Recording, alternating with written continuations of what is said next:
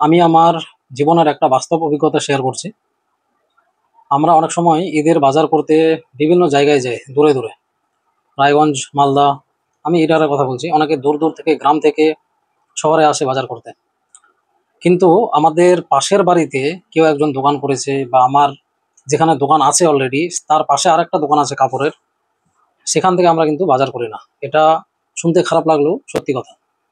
বছরের পর বছর আমরা পাশাপাশি দোকান করছি, কিন্তু পাশের দোকানটা থেকে কোনো ধরনের জিনিস কিনিনি। এটা ঘটেছে। যার সঙ্গে ঘটেছে তারা জানে ভালো করেই।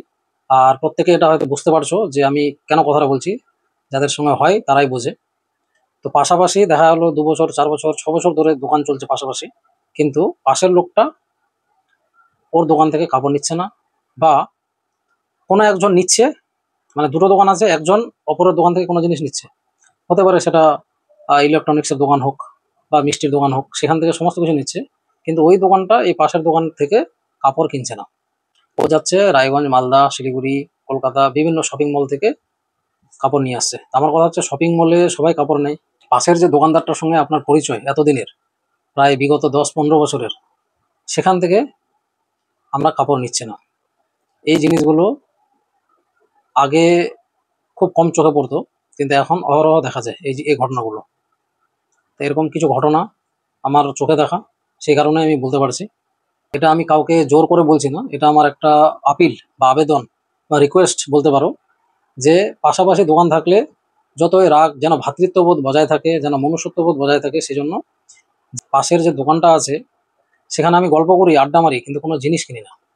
এই জিনিসগুলো না করে আমার মনে হয় দূরে কোথাও না গিয়ে নিজের পাড়ায়, নিজের এলাকাতে, নিজের জায়গাতে যে দোকানগুলো আছে সেগুলো থেকে কেনাকাটা করুন।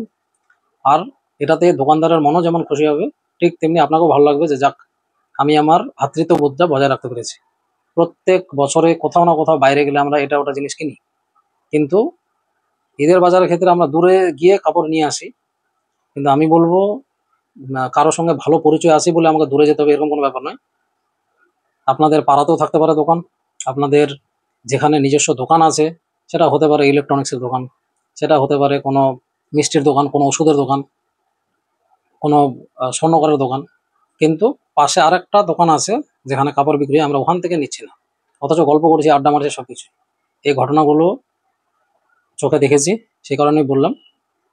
তো এটাই বিনম্র অনুরোধ থাকবে যে দূরে কোথাও না গিয়ে পাশাপাশি নিজেদের এলাকায় যে দোকানগুলো আছে সেগুলো থেকে শপিং করুন।